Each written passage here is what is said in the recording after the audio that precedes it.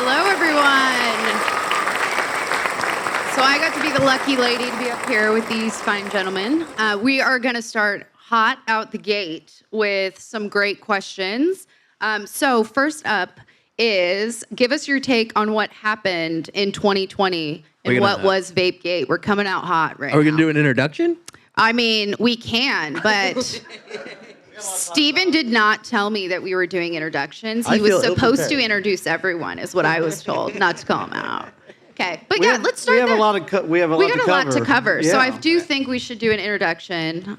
So I'll start off. Obviously, you heard my name's Krystn Maher. I'm the VP of Sales and Marketing for Kinda High, and I'll just kick it over.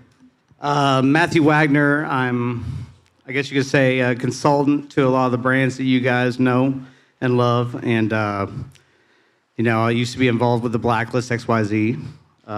So, this is kind of, in my wheelhouse, the vape crisis and whatnot. So I'm excited. My name's Ryan Bethell. I'm the operations manager of Dime Industries, and happy to be here. And my name is Rob Crossley. I'm the founder and CEO of Cosmic Fog Cannabis Co. And likewise, happy to be sharing the stage with everyone tonight.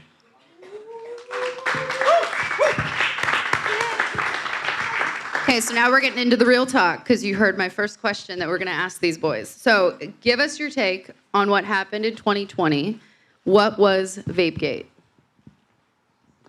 Oh, yeah, just give me the easy one. That's cool. No, so most of us are aware, at this point, what VapeGate was. There was a rash of sicknesses that became really prevalent in the media. They were later defined as what they now call EVALI, which I'm not even going to attempt the acronym. It's something electronic vaping.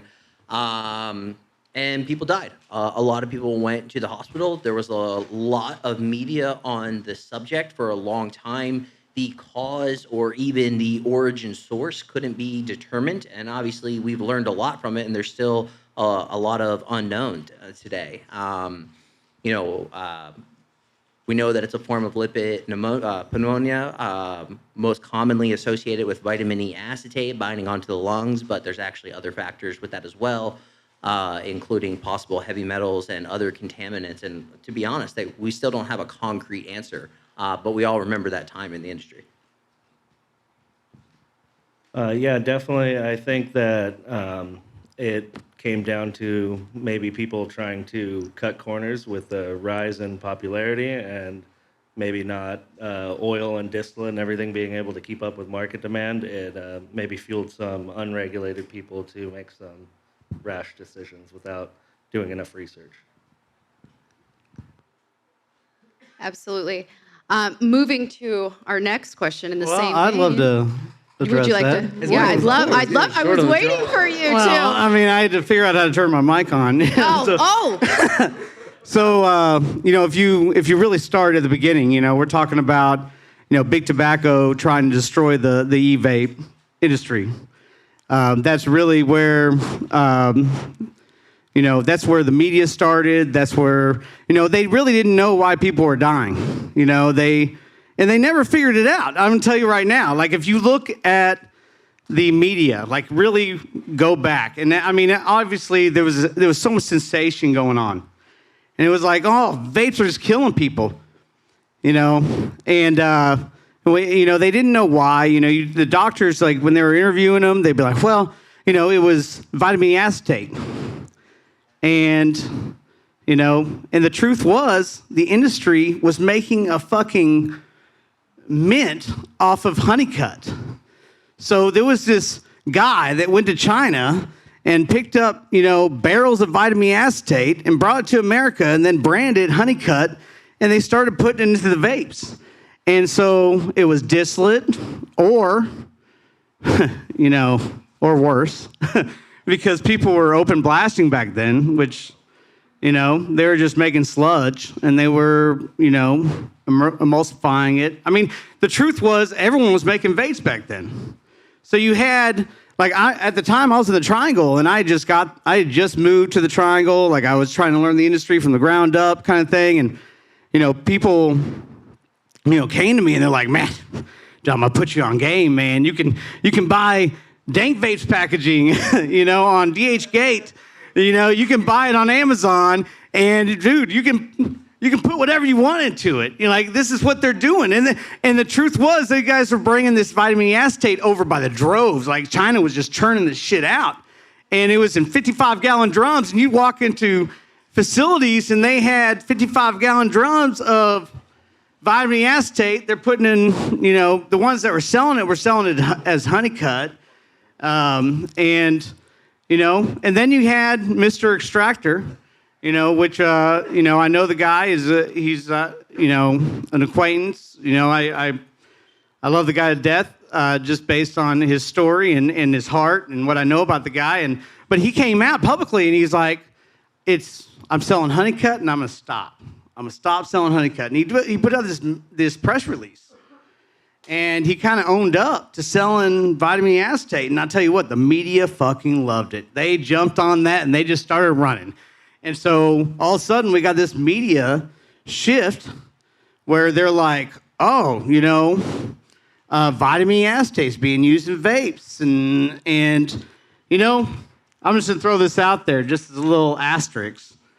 The coronavirus in the Valley just happened to have the exact same symptoms. Not really, but damn near close, and it just was like right before it, and then it just disappeared, right? And then everyone, but I'll tell you this, I've heard recently people have experienced the exact same symptoms. They have gone, the doctors couldn't figure it out. They call it popcorn lung.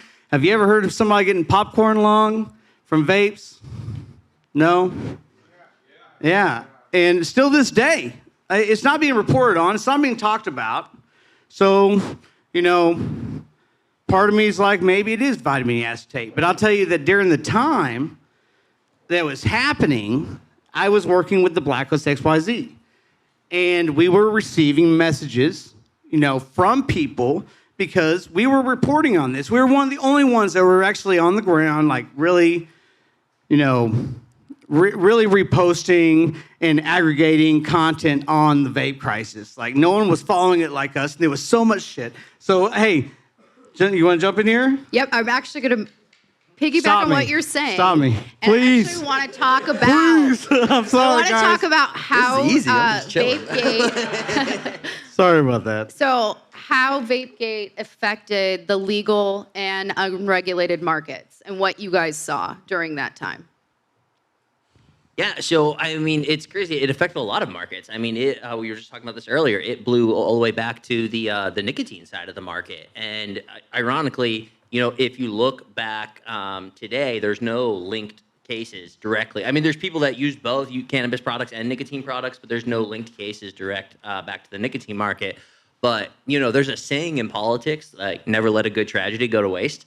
And at that time, that was kind of the height of like the rise of nicotine vaping, and it was cutting into the sales of big tobacco. And there's lots of other things there that you can go really deep on, like the MSA, which is the Master Settlement Agreement, which is all the tobacco tax revenue that files back into the states. And that was just really this golden opportunity.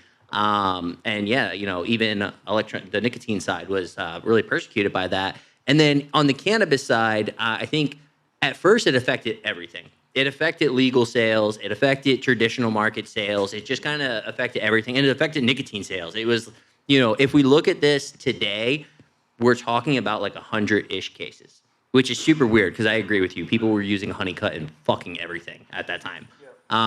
So to see a sudden jump all at once and it really only amount to couple hundred cases is super odd to trace it back to something like that. But, at the time, for at least a couple months, it was pretty much just like, if you vape, you're going to drop dead in like 5 minutes. Like, sure thing. If you vape anything, you're dropping dead. And then obviously, that sort of ebbed out.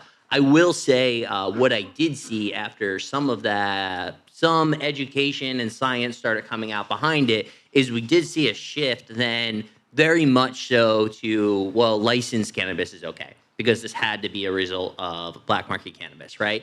And so for a while, there was a big period here where I was talking to certain stores like, whatever, MedMen and all these chains and stuff. And they would be like, oh, our vape sales are actually higher than they've ever been because all the people that were buying traditional cartridges, now they feel like they have to come in here and buy them. So, it was an interesting time, and now obviously we know at least some of the science behind it, and it doesn't completely line up. And the fact of the matter is, yeah, I think a regulated, licensed manufacturer is obviously less likely to use a foreign substance like that. But California and nowhere else, there's no compliance test for vitamin E acetate, right? So there really is no clear link like that. But that really definitely was a case of like public perception for sure. Or MCT. Or MCT or propylene glycol or none of it. Yeah. And so to give some clarity, BDS Analytics reported an upwards of a 70% drop instantaneously when all of this went down due to VapeGate.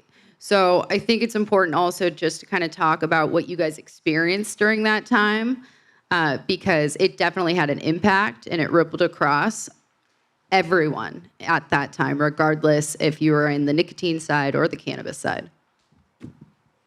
So I think what we saw was when it was in the news, when it was prevalent, immediate. It was like went from 100 to 0 overnight, and then as more of it came out, and as he made the point, it was mostly linked to unregulated brands. Then we did actually start to see stronger sales shortly after in shops because people were coming more to a licensed regulated brand versus just buying something on the street. Saving $15 or $20 isn't worth your life, I think, is what most people were determining. No, 100%. I mean, at the end of the day, like, that is the turn. Like, we need it. We need regulations. We've proven that. Like, we can't be trusted with this stuff. I mean, the corners that these guys are cutting, it's greed driven. And, right now, the truth is that, a lot of the legal market is feeding they're feeding the black market. The legal market's feeding the black market. And it's like, okay, well, is that okay? Well, it's clean. It's like, we're actually testing this stuff, So on that note, obviously talking about clean vapes, what are vapes made of? To keep it simple for everyone, because we get that question a lot. Are we talking contents or hardware? Well, we're going to talk about both. So from a hardware perspective, what are we seeing when it comes to just what's on the market and what's considered safe? And then on the flip side, what's going into the cartridges or disposables that you guys are making? Or is it distillate? Is it rosin? Is it cold press? And then why did you choose that option? Yeah, no, great topic. So going down to the hardware, which I think is it's super important as we talk about like safety and vaping, right? Because like we said in the beginning of this, there is no known direct source to what caused a volley, right? Kind of roughly what we know is that it definitely was a result of mainly, unregulated actors, and it could come down to a substance like vitamin E acetate. It could also come down to things like bringing in the cheapest unscreened type hardware, which results in things like heavy metal leaching into the oil. And it can even really come down to the extract, the concentrate, what's actually going into that vape. And what's really sad to say is this is probably going to happen again. Not in the regulated side and probably not even in the black market side necessarily. But we have a lot of stuff going on, like specifically in the hemp space and the converted hemp space. And it's this wholly, completely unregulated market of synthetic chemically converted cannabinoids. And there's no standardized testing and there's no regulation and there's no hardware qualifications. And it's literally bath salts, like the Delta 8, the THCP and everything like that. It's literally like it's bath salts is the only thing I can compare it to. It's unknown research chemicals that we don't even have standards for testing yet. And they're just kind of throwing them in a cart, the cheapest cart they can find, right? And just, cool, I'm calling this one THC LMNOP. And so, and then this isn't even on, like, obviously you can go into, like, the cannabis side as a whole and the financial aspect and the fact that, the burden of breaking into the market in the cannabis side is so much higher compared to someone who can just throw something in a cart and sell it at a smoke shop. But It's really the safety aspect that's horrifying, right? Because that's exactly what caused VapeGate to begin with. You know, whether it was honeycut or not, whatever it was, I promise you, it was used millions of times before that, and everyone just said, well, last time it was fine, right? And this honeycut stuff, it seems okay. I tested it. There's no pesticides in it, right? Like, whatever. I tried it, but what this comes down to is, and I'll talk about this a little later, I think, because it'll probably come up, like, in our process, but one thing that I've learned being in the vapor space overall for, like, 12 years is that vaping is a molecular change. You are changing the molecules of that thing that you're consuming when you vape. So a normal standard, for instance, like grass, which is generally recognized as safe. And we use that for things like flavors and terpenes and things like that. And just that standard, all that means is it's safe to eat. And there's a lot of substances out there that are perfectly safe to eat. You can ingest them. Your body will digest them, no problems. But if you set them on fire and inhale them, or you vaporize them and inhale them, they change into a completely different substance. And it's kind of Russian roulette on if it's dangerous or not. So yeah, as it relates to the product, then that's why we work within mediums that we know. On the hardware side, we're doing copious amounts of heavy metals testing. You know, depending on which hardware you're using, it's kind of a weird question. Like, what's it made of? It's made of metal and batteries and ceramic and things like that. But you know, what types of metal are obviously super important, and not even necessarily metal. There's full ceramic coils and things of that nature. As far as a concentrate or an extract that's going in there, we use all different types of mediums. We have a rosin product in development right now that I'm super excited about. We use a lot of live resin and diamonds, and we even have some more economy, just straight distillate products. We try to be all across the board. But again, these are mediums that we manufacture in-house, are fully regulated, go through full panel testing, and we try to go the extra mile because, kind of like we said before, you know, hey, California didn't know they should be testing for vitamin E acetate. Vitamin E acetate's an ingredient in like makeup and health products. Nobody thought that, like, hey, we should put this on a compliance test, right? So we're still in a new industry, and we definitely always try to think of the consumer first and go that extra mile when we're putting together a product like that.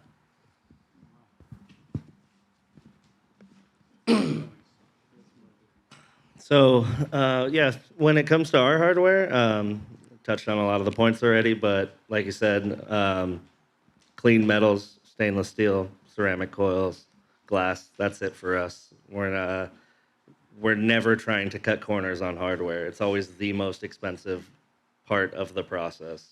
There's, you know, obviously a lot cheaper metals, a lot cheaper components, coils that you can be using that could be potentially be harmful. So that's always the number one concern for us. Yeah, you have so many good points. I want to go back to the heavy metals because, you know, we know, if you know cannabis, you know how conducive, how much cannabis loves metal, okay, you know, and the question is, I've always had, you know, when you leave cannabis in that hardware for 3 months, 6 months, 9 months, a year, is it soaking in that metal? How do you? And so that's a normal standard. Like if you're at the FDA level or anything like that, like you have to do that's called leaching. Whether it's metal, whether it's plastic, whether it's anything like, whether it's coming from your container, whether it's coming from your hardware, you're 100% correct. Like that is an established thing. If you put a substance, water, concentrate, distillate, whatever, in combination with another substance, there is a possibility that it will leach. And that's why your packaging and your tank and your coil are all just as important as the concentrate itself. Do you guys, you know, do you run tests on that? We do. We run leaching studies, absolutely. Yeah, we do testing with basically all the raw ingredients that go into our pens, as well as a formulated product, and test leaching over time and all that. How long do you guys do that? Usually in a quarterly, like 3, 6, 9, 12. And if there's any leaching from any of the components, even if it's a raw component that's in a much lower percentage, then that's something that we would have to change. So a lot of that, you know, we talk about the vape crisis, we talk about 2,100 vape illnesses, which is like really like the smallest batch of vapes, literally, that you would make. And, you know, so what was in those? I mean, when I talked about 55-gallon drums by the droves coming over here at vitamin E acetate, it makes you wonder, like, what could have been? And, one theory I know has been that there was such a high demand for these vapes that the manufacturers of the vapes, like they were driving the price so low that Chinese manufacturers were actually sourcing metal, like, just mixing metal to make these elements, like, KDM, things like that. And the cannabis just like soaking it right up. And then everybody's smoking these heavy metals. And so, a small batch of bad hardware could cause the vape illness, the vape crisis. Just a small batch. Well, I mean, it's crazy, dude. So 2,100, right? Right. That's 2 liters. That's 2 liters. 2 liters. That's 2 liters. We run a manufacturing facility between diamonds and distillate. We manufacture about 1,000 liters a month. So that's 2 liters from somewhere that literally could have been the root cause. So, Bobby Joe up in the mountains could have got the best deal on some vape hardware. I got some 50-cent C-cells. And, and bought the packaging on DH Gate and Amazon. And this is the game. He made a few $1,000s, and tripped over and fell into the vape crisis. Like, potentially. So let's move into trends. So what vape trends are you guys seeing on the market currently? Disposables. Yeah. I definitely love that answer. I definitely think rosin is making a huge push in vape cartridges right now. There's not a lot out there. The ones that are out there, I think because of the different heat required and the different type of coil that you need for a good rosin pen, I think that's kind of the big play right now is for somebody to make very good rosin devices that people can get attainably and not be $100 a gram, I got a question for you guys. Like, what do you guys think about the 2-gram carts? Yeah, no.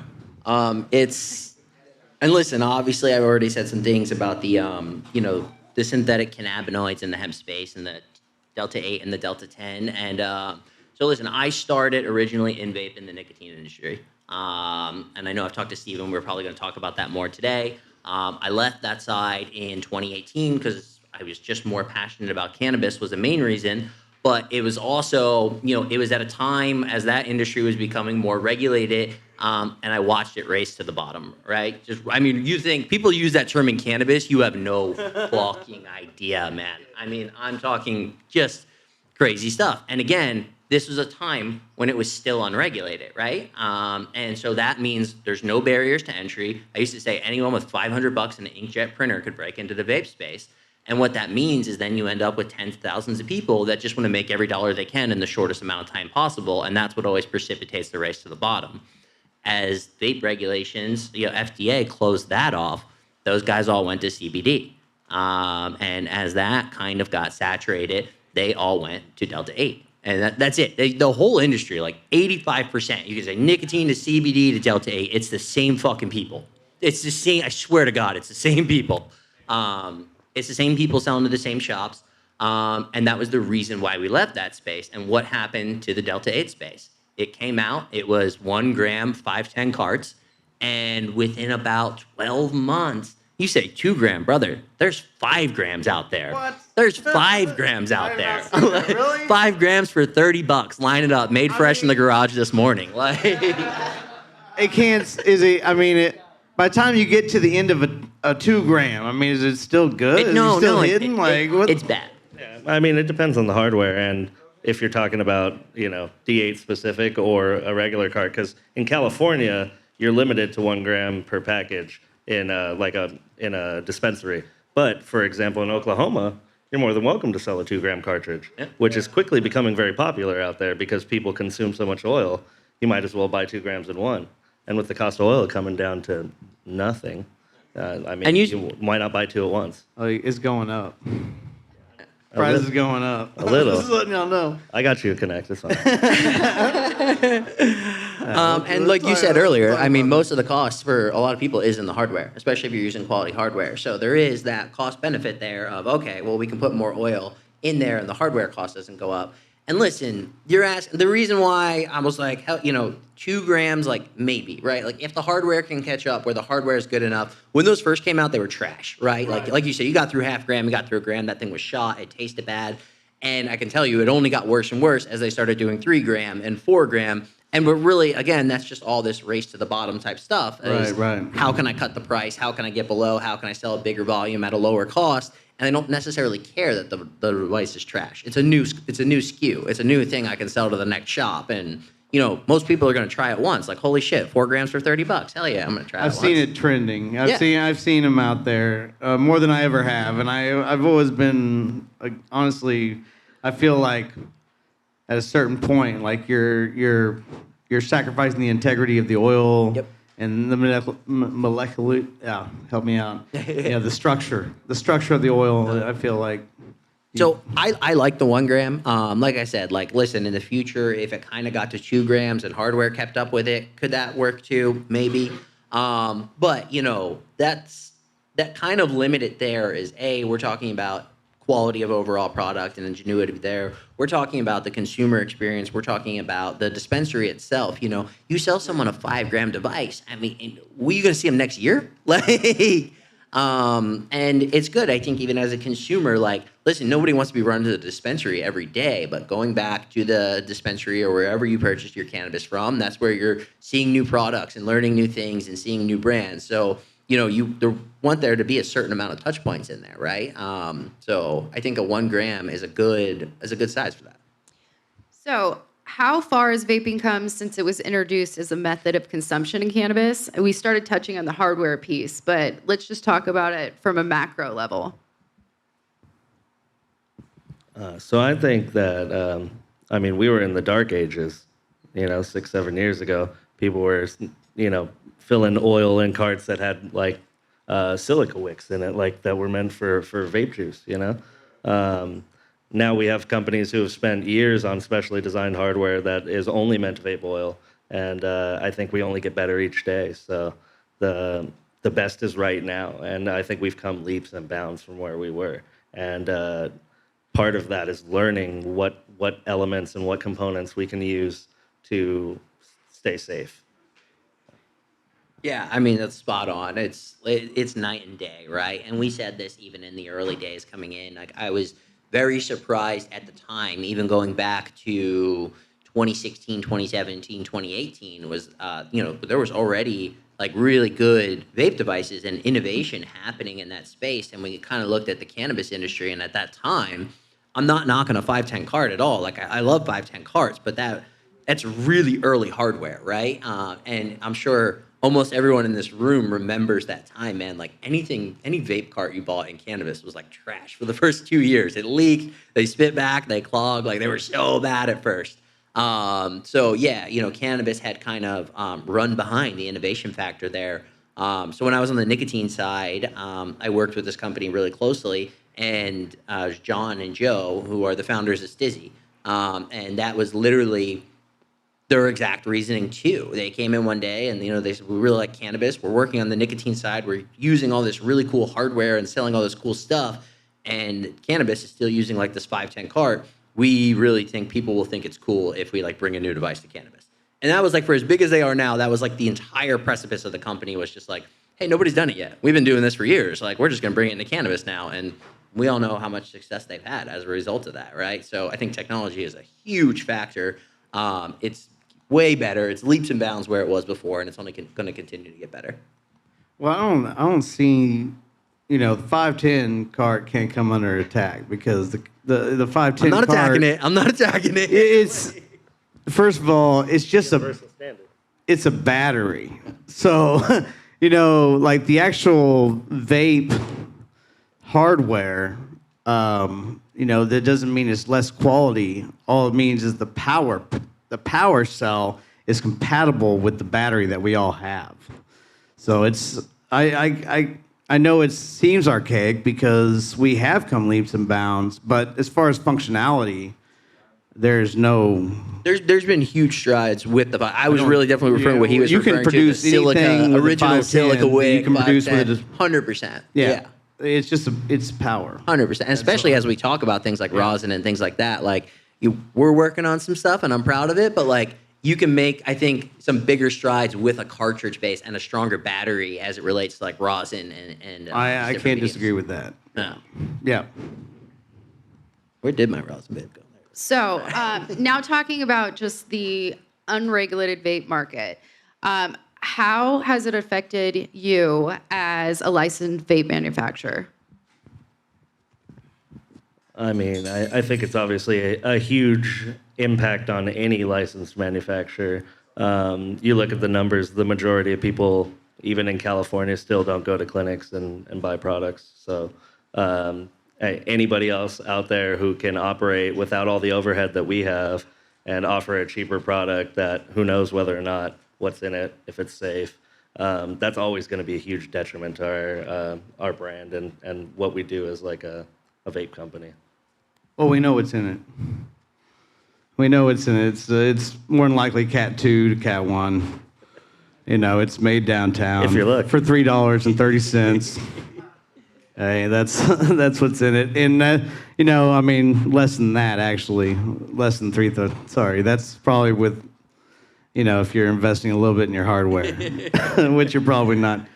So all your major brands that are, you know, I mean, really what it boils down to is counterfeit solutions.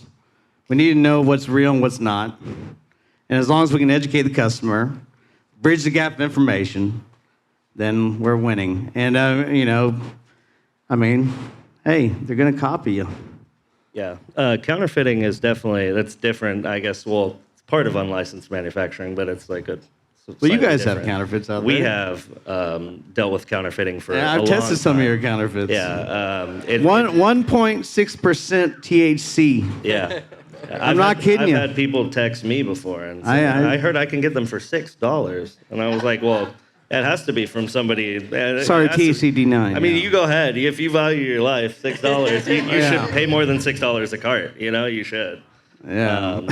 Hey, on the flip side, though, that's how you know you made it. When we started our company, I woke up every day and I checked Alibaba. I'm like, all right, come on, when are they going to start counterfeiting us? Like, Well, and you have to find solutions for that. Yes. Like for your consumer, for the sake of your consumer, because I'll tell you that counterfeits will destroy your brand faster than anything.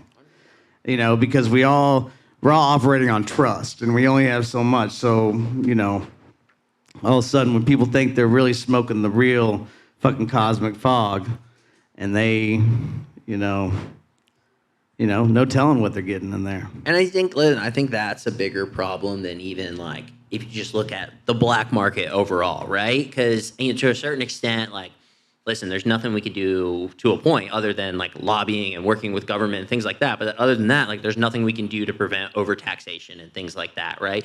And we don't, like, I can't fault a consumer if they're like, hey, man, I can't afford to go into a dispensary, right? It's like, it's the worst thing ever because you're right. Like, black market sales hurt legal sales a lot. But at the same point, like, you can't get mad at the consumer because it's Accessibility. Yeah. Like literally Huntington Beach they just passed laws in Huntington and Laguna to allow them to have dispensaries. Yep. So like literally where are you buying from? Yep. Like in California, the most developed, you know, we talk about it all the time, you know, pop politics, you know, Elliot, accessibility, people that we're just fighting for legislation change in these small areas like So, and that's why I think counterfeiting is, and being able to authenticate an authentic product is one of the biggest issues overall. Because like I said, at a certain point, you can't fight the black market. It is what it is. All you can do is build a brand that people like and they trust, make it as affordable as possible, and build a customer base.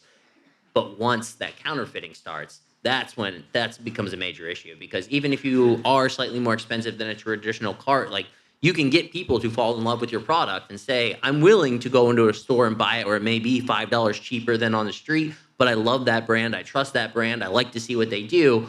But when that gets counterfeited, then now that's a direct undercut of that. So, I mean, the authentication is, huge. So switching it to a little bit more of a lighter topic. So let's talk about the benefits of vaping and why you would choose it, and you do choose it as your method of consumption. Benefits wise, I think that anytime you can choose to vaporize product instead of like lighting plant material on fire to get high, like that you're going to be somewhat healthier. Obviously, as long as you're using something that's vetted. I just personally, I used to like to smoke a lot of flower. I don't not smoke flower now, but I do notice the differences when I do. So it just is a little bit cleaner for me. It's very obviously easy and convenient too. You just take it out of your pocket whenever, take a rip, put it away. It's also very easy to dose because of that. Instead of feeling like you have to pack a whole bowl or smoke a whole joint, you could just take one hit if that's all you need. Yeah, I mean, so listen, top line here.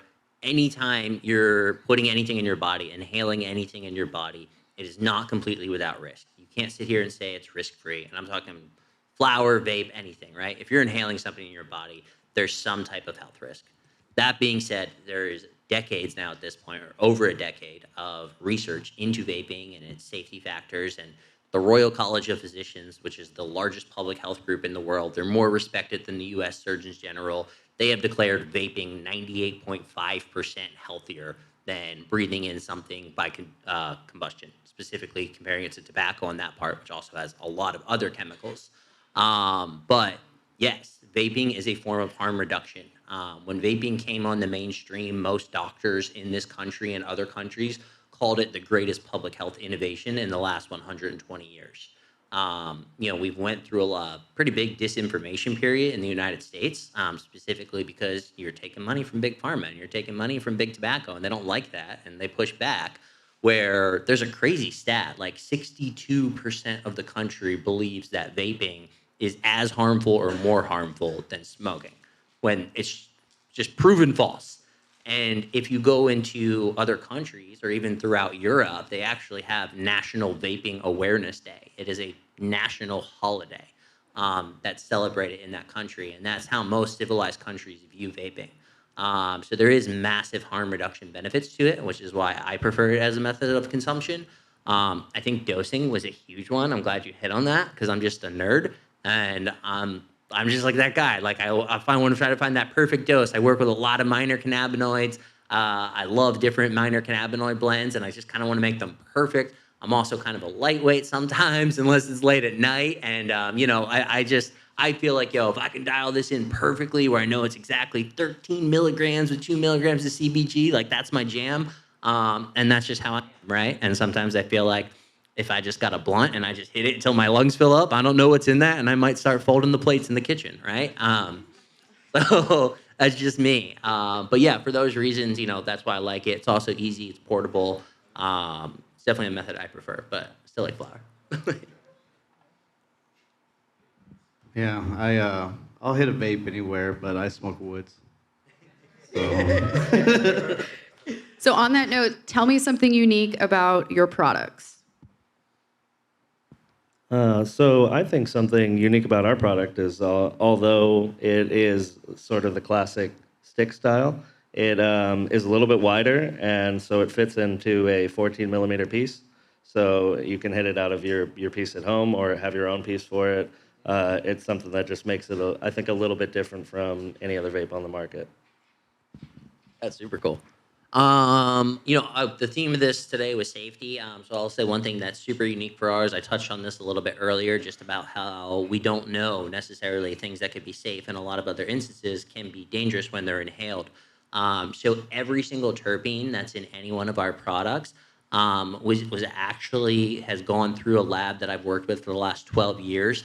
It's a team of food scientists and inhalation toxicologists, and they consult with major national tobacco companies and health organizations, and many, many more. So every terpene actually goes through a process where they're testing the inhalation toxicity, and they're putting it on a red list or green list. They are actually proving whether this compound is safe or is it not. And that doesn't mean that anything that doesn't do that is dangerous. It's just that, they are actually put in that extra work that we were talking about before. So every one of our terpenes go through that process. We've had to eliminate really common terpenes that may be used in other products before. Not necessarily because it's poison or anything like that, but just they say, hey, we see possible long-term safety concerns with this as an inhalant. So we had to strip them out before. So every one of our terpenes goes through that process and has to go through that red list, green list protocol. I'm glad you touched on that because that's something that we've been very big into as well. Our supplier of all of our terpenes has done inhalation tests and stands behind the claim that everything that we use is safe for inhalation. Love it. Which is that bold claim. Yeah. I know. Yeah. That's not my company. I'm just gonna Easter egg. We'll say flavors. Just one word, flavors. So I want to move on to our next question. This one's actually just for Rob. Do you feel like you were able to convert some of your e-liquid consumers to cannabis, being that you've been in vape for so long? So I wouldn't I wouldn't say that I could convert them to cannabis, but converted them to our brand for sure. Our original brand was sold in 70 different countries, all 50 states, Walmart, Walgreens, tens of millions of consumers, tens of thousands of stores worldwide. So we have a lot of brand recognition. We had a lot of great followers with that. That is actually, so the majority of our products are either live resin or working with cannabis-derived terpenes, but we do have 3 specific SKUs that we did a typical distillate and botanical blend. And the reason why we did that was we were actually working with that lab that I was just speaking about and working with their inhalation toxicity team. We were basically able to bring them the flavors that we were known for in vape, which is milk and honey, which is like milk, honey, cream, apple butter gelato, which is like an apple cinnamon pastry. And we had them recreate botanical terpenes that they had safety tested so we could actually make a cannabis vape that tastes like those flavors. So that was really cool. The live stuff sells better, I'll tell you. But that what we call that gourmet side, we have so many people that just because the brand and the cloud was really well known that they walk into a dispensary and it's just this really cool, like, holy shit moment. Like, I used that product to get off of smoking 8 years ago. And now I can get it into cannabis. And I know that brand. I know they stood for safety in the past, and we get to carry that trust over, which is super cool. So we converted them to our brand. I can't say that anyone was just like, I'm going to start smoking weed now. That's fucking cool. Okay, and then Ryan, when did Dime get into cannabis, into the space, and why? So we started with the brand in 2016 on the medical side, and the big reason why was because vapes were the next big thing. It was kind of all the same at that time. Everybody was using the same standard hardware. Everybody was using the same preset battery that was just a prefab from the vaping industry, from the nicotine vaping industry, I should say. And so we thought that if we could take our knowledge of vapes and coils and put that towards something unique, that would be a very good niche to fall in. And then Matt, putting everybody on the spot now. What is something that you commonly saw from unregulated brands that is missing from regulated brands, both good and bad? Distribution. Well, I call them national brands, not black market brands or secondary brands or, traditional brands. I mean, really, at the end of the day, it's the other way around because the regulation and the hoops you have to jump through as a legal brand, from that to paying taxes, all these hurdles that you have to do, it's a different beast. So at the end of the day, it's really going to come down to this: licensed versus unlicensed. Are you paying your taxes? Yes or no? Because nowadays, the DCC is not taking people to jail. They're busting you for taxes. So that's what's really boiling down to is, are you paying your taxes? Are you licensed? Are you unlicensed? And when they open up interstate commerce, which they will, California is going to be the hub, and we're so much more developed. And, we're going to start feeding all these other states. And there's going to be deals with certain states, and certain states won't allow it. But, the unlicensed brand, I'll tell you, the unlicensed brands that are doing it right, which is the risky proposition already, but are the ones that are actually putting counterfeit solutions on their product. They're educating their customers. They're treating it like it's a real brand, and those are the ones that are going to move into the white market and be successful because they have their brand recognition from coast to coast internationally. So on that note, this next one's actually for Rob, talking about just transitioning in to the space from the nicotine vape space. So how did you transition from the nicotine vape space market to being one of the fastest growing cannabis brands, and why? Just kind of like I said, it was definitely it was the space we were always super passionate about. And it was kind of like we were talking about earlier for us. It was very much being able to look at cannabis, to already love cannabis, to already enjoy it, and to be able to look at the current space and kind of harping on that background from nicotine, say like, oh, wow. And this is totally a byproduct of regulation, and regulation starting off really slow and being very expensive and having, fewer players in that space. That doesn't allow a space to innovate quick. That's kind of what I was talking about in the beginning when I meant like, hey, we looked at vaping and we saw these silica wick 510 carts on an old stick battery, and we were like, holy shit, like we were past that 5 years ago. What are we doing? It lagged behind. So I think that was the driving force for me. Just knowing I could confidently come in and be like, hey, I think I could do something better than a lot of the current solutions at that time, right? And really just, put that knowledge to work and bring there's so many parallels. It's super cool, whether it comes to making a product that tastes good, whether it comes to the safety of the product, the inhalation safety of that product, the manufacturing safety of that product. There was just so many parallels. I was not trying to buy a ticket for the race to the bottom, and, wanted to do something that we were actually passionate about. And so, yeah, it was just perfectly lined up, really. So Ryan, what has been a staple for your longevity and sustainability in the market? Consistency. Yeah. More than anything, we don't release a lot of different things. We stick to what we know. We vet and test even just as simple as a new SKU or a new flavor, like you said, goes through an endless amount of testing before it ever sees the light of day. That's why we can kind of market everything that we know fits within our brand. We don't overstretch. We make everything with intention. We don't try and we don't just have flower because we want more shelf space. We want to focus on what we know and be the best at what we do. So on that note too, and this is for all of you, what practices do you use in your facility to ensure product safety?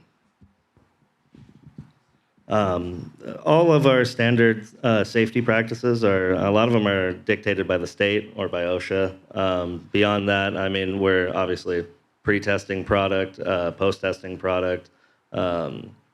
Everybody in there is, clean, sterile environment to work in. I think that's the most important thing. And you get a repeatable product that's clean and, reliable.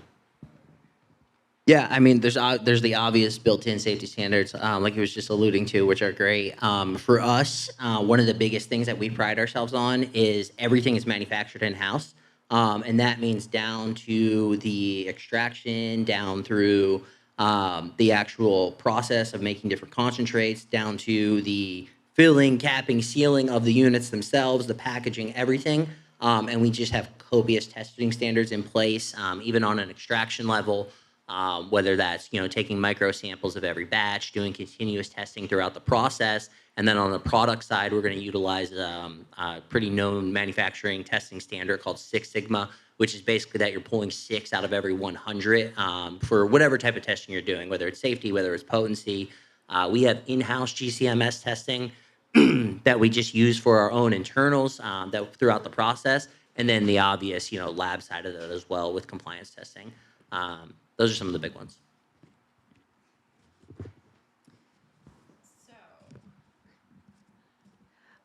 So actually, Matt, I have a question for you.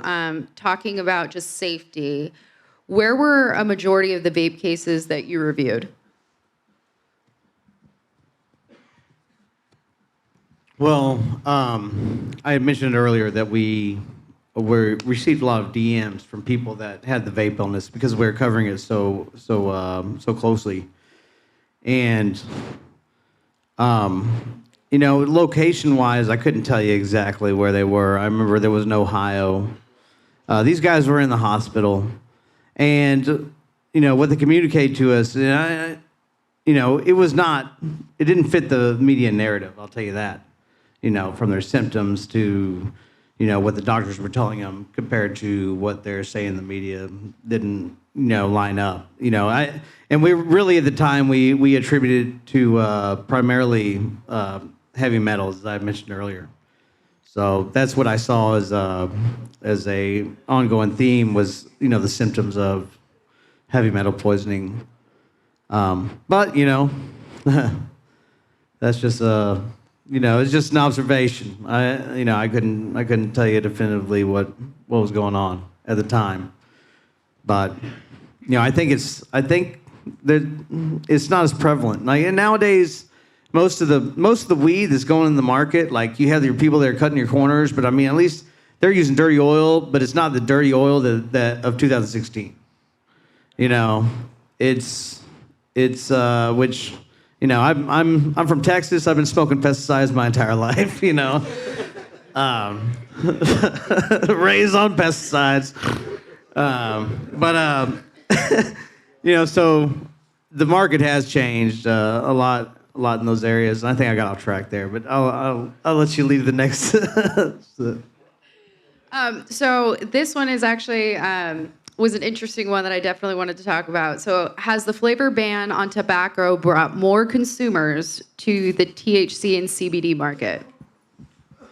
And that's to all of you. I don't think so. I don't. Yeah, I don't think that anybody, just because they can't go buy tobacco vape in stores, is going to be that interested. If they don't already smoke cannabis or CBD, then I don't know how interested they would be, of course. All I think that did was create a brand new black market for nicotine vapes in California. And, Right. and if they wanted to keep them away from kids, that's probably the worst thing you could have done, in my opinion. I'd agree with that.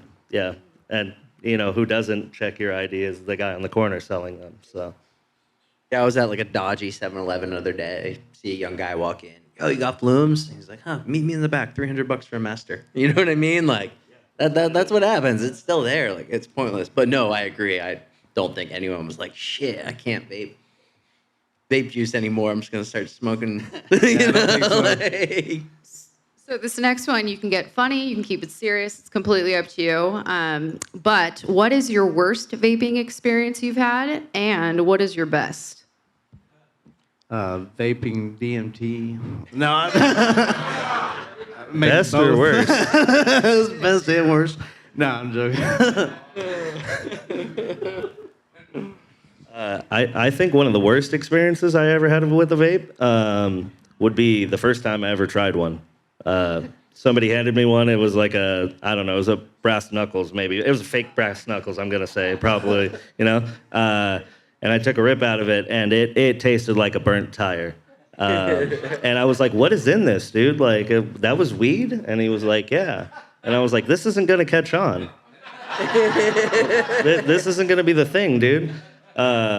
Eventually some people figured out a little more than that, and so here we are. I mean, listen, if we're going that way, I have one worse than that. When we were still, oh man, this hurts actually. When we were still in the nicotine side, and sort of the background of the nicotine side is until like Juul and all these guys came, it was a very much mom and pop industry, right? Like, and it was funny because Big Tobacco was spending billions of dollars, and they were getting their asses kicked, right? I think at one point sales were like $5 billion to independents, $2 billion to Big Tobacco, while Big Tobacco was spending like $30 billion trying to break into the space, right? So we had a big company or whatever, and this gentleman sent me an email and asked if he could fly down and see me, and his name was Adam Bowen, who is the founder of Juul. And he came and saw us and said, hey, we saw you got this like really popular brand. We were wondering if you want to design some flavors for us for this product and have some points in it. And I basically like big time the guy, like, oh man, pretty popular brand, blah, blah, blah. Like, we don't really have the time to be designing flavors for anybody. And then they sold for $41 billion. So, yeah, that was fun. Would you like to end with a good one? What's your best Now that we all No, feel bad for you. depressed. I lost out on billions of dollars. We all just got It wasn't real like sad. for the company. They weren't like a couple points in the company, but it was, yeah, I don't know. I'd be a lot more depressed if that was the case. Listen, best vaping experience. I don't know if I could name just one. I've been vaping something or another for the last 13 years, 12, 13 years. I think a lot of those experiences were uniquely great. Just the first time we got to try this new technology, like, we take advantage of it today, right? But I remember when like the only type of vape was like a volcano, and even that was like this super novel concept. I like we were talking about earlier, the technology just gets better and better. There's really cool experiences. There's a company out there called Beam that literally shoots a laser beam into like a cartridge to vaporize cannabis, and there's gonna be new cool stuff like that all the time. So I can't pick one. One great experience. I mean, I can just, for myself, I will say, I think it's the just consumer feedback. I personally, over the many years of being in vape, have had countless people walk up and just say, you have no idea what your product did for me. Whether it was on the original e-liquid side or even in the cannabis space, I've had people crying, which I'm always like, wow. But to hear their stories and the fact that they had an outlet and something to use is really huge. So I did want to chime in with that. It's very rewarding to have that feedback come through quite often. So, and then the last question I'm going to close out with that the gentleman did not know I was going to ask them is, why are you in cannabis? Why are you doing this? So I think you actually just kind of hit the nail on the head. For me personally, like a little background, that nicotine company that I referenced, I started with a guy who became my best friend in the world and my business partner. And he really got me into, I'm from the East Coast originally, right? So like where I'm from, there was two types of weed, mids and nugs. And like, you know what I mean? And like, so I came out here 12, 13 years ago. I started this company with this guy. He grew up out here. He knew a lot more about cannabis than me. He really introduced me to the finer points, right? And we formed a connection and a bond over that. I became my best friend. I'm the godson to his kid. And, it was his original idea for us to move into the cannabis space. And, I followed him on that a little bit. And it was always almost kind of like a hobby at first is the best way to describe it. It was more of a hobby. It was a side project that we were doing. And then this gentleman was diagnosed with stage 4 brain cancer, like the day after we leased the building and wrote the checks for the equipment and stuff like that. He passed out, was taken to a hospital a few weeks later after a biopsy. He was diagnosed with stage 4 brain cancer. And, we made the decision early on, after doing some research, to treat him with an RSO regimen. We were following clinical data out of Barcelona on how they were doing that. And, he had like, tell everyone goodbye cancer, right? Like you got 6 months tops, if that. And, incurable tumor. And through this RSO regimen, the size of that tumor reduced by 80%. I watched him gain functions that were gone forever. And, he ended up staying with us for about 2 years. And that 2 years got to be the time we were building this company. That's about how long it takes to get licensed and stand everything up in this state. So he got to be involved through that entire process. And that's when, cannabis for me, it wasn't a side project anymore. Like it was his legacy. It was our legacy. And being able to take that, he unfortunately, a lot of people with cancer, they don't actually die from cancer. They die from complications. So his tumor was continuing to shrink. A lot of doctors told us that he very well could have beat that. But unfortunately, he died from a case of pneumonia that came up after his like 6th or 7th bout with it, about 2 years into that. But his RSO regimen, we have been able to touch so many people with that. And whether it's someone who's actually trying to use something like that to beat cancer, or whether it's just someone with cancer and they're using cannabis for relief. My own father, he was wounded over in Iraq and came back with bad PTSD, and cannabis is the only thing that helps. I mean, there's just so many stories like that, and it's crazy. I think something I said in the beginning of this was, for me, I was super passionate about the nicotine side because I got into it when they called it the greatest public health innovation in the last 120 years. It wasn't, is it safe, is it not at the time? It was saving people's lives. It was people who smoked a pack a day for 20 years, like my dad, and getting them not to. So to see cannabis as that exact same way, like that's why I wanted to dive head first into it. Like those are the best experiences. 100%. So this is pretty much all I've done my entire life in one form or another, 15 years. So I stuck to it. There was definitely a lot of hard times. There was a lot of struggles along the way. But if you stick to something and you can persevere, it was always my dream, and that's why I'm just thrilled every day to be able to do it. So I discovered weed like it. Here we go. 15 years old, Houston, Texas. We found a dude that was selling some weed in the neighborhood. We were smoking some weed, and my best friend and I, we go hit him up every couple of weeks. And one day, my boy went to the door, and the cops answered the door. And we're 16. I think we were 16 at the time. And they snatched him up. He got a year in juvie. He got a year boot camp. This is Harris County, Texas. And it just, it just hit me so freaking hard. And I just thought, I always saw marijuana as kind of a fuck the man kind of type thing. It was it was forbidden, especially down in Texas. And, I had the marijuana wallet, the little fold wallet with the Velcro, and then fast forward, later on, I was in Springfield, Missouri. I was part of Normal, and not only sponsored Normal, I was just, I lived, eat, and breathed it. We were fighting for legislation, we were fighting for decriminalization, so, and I did that, really, I benefited nothing, other than, I just fighting for something I believed in. And then I was knew in the back of my mind that it was my calling. I just knew it was my calling. And I was living in Thailand, and they legalized medical marijuana. And this is a place, understand in Thailand back in the day. Now, you guys seen Burner, right? You see all these motherfuckers out there, and they're living it up in Thailand. It's, weed is... It's a free-for-all out there. It's like a free market almost. They haven't even laid down the laws yet. And but back when I was there, they could pick you off the street and make you piss in a cup. And if you pissed hot, they put you in the monkey room. Okay, that's what they called it. And it cost you about $1,500 to get out. So, marijuana was. It was. We were all buying from the cops anyway.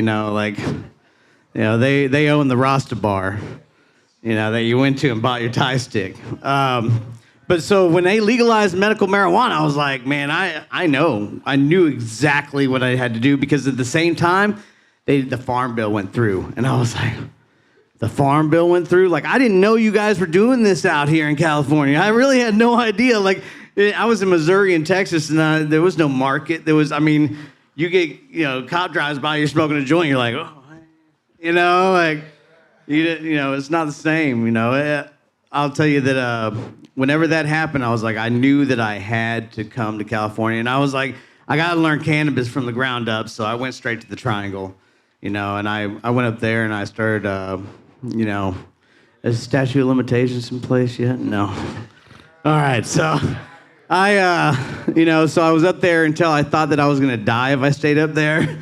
And then I came down here. So I've been down here for several years, and, I've just been rocking out. There's my boy right there. I've just been rocking it out in LA for a while. So this is my calling, period. You tell stories like my dad. I could listen to him all night. If I lit a joint, I could go to sleep right now. Sorry.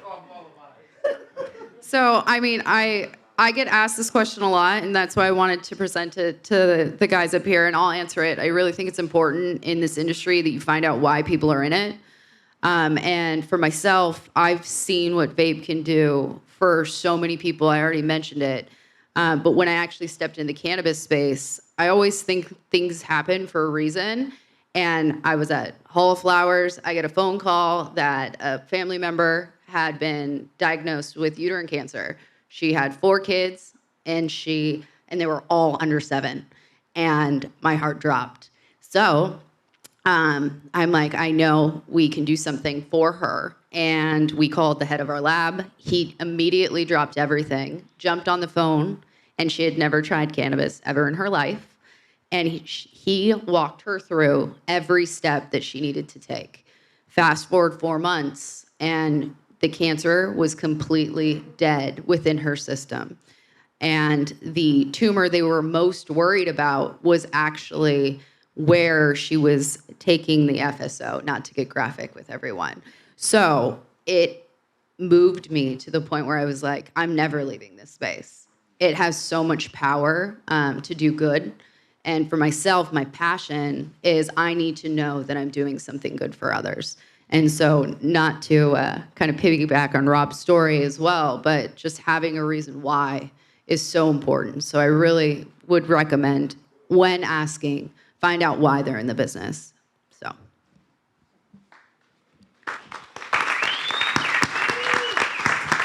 Thank you.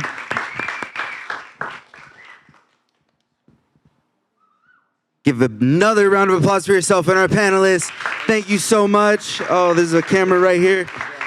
That is season 2, episode 1. We'll be back again February 17th. Huge thank you to Cannabis Capitol and the entire production team. Give them another round of applause. Thank you guys for being here on a Friday night.